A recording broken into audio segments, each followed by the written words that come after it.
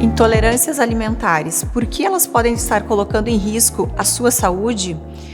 Primeiro vamos diferenciar intolerância alimentar de alergias alimentares. As intolerâncias elas são relacionadas com algum alimento que causa algum desconforto relacionado ao trato gastrointestinal. Esses sintomas podem aparecer até 4 dias depois da ingestão do alimento.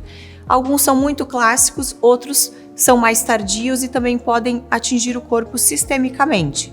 Os clássicos são distensão abdominal, náuseas, vômitos, azia, podem estar relacionados com o alimento assim que ele é ingerido.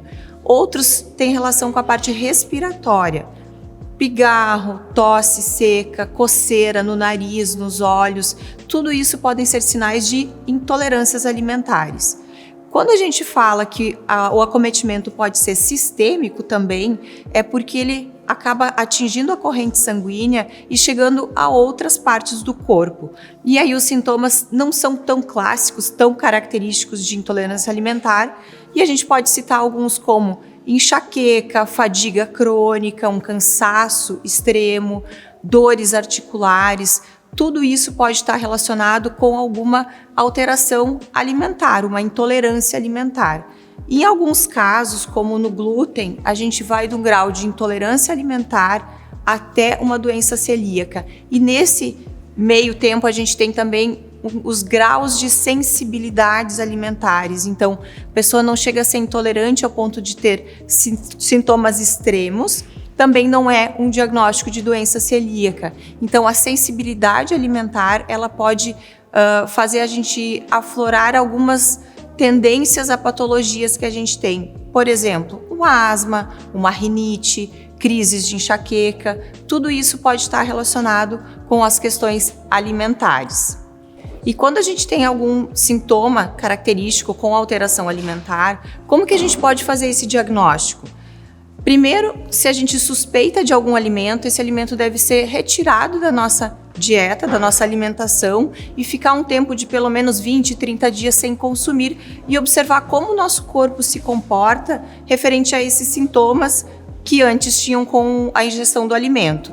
Mas também a gente tem a opção de fazer testes de intolerância alimentar, que pode ser tanto teste sanguíneo quanto teste salivar, porque muitas vezes a gente apresenta um grau de intolerância mais severo a determinado alimento, mas também pode ter a outros alimentos também. Então a gente tem essa opção de fazer os testes para chegar num diagnóstico bem preciso.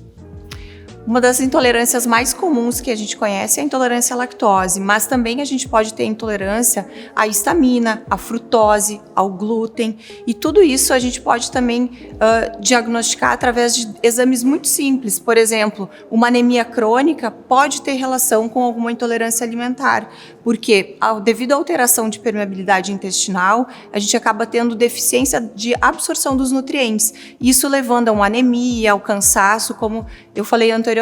Então, é preciso investigar o corpo como um todo para poder diagnosticar uma intolerância alimentar que pode também ter alterações sistêmicas na saúde.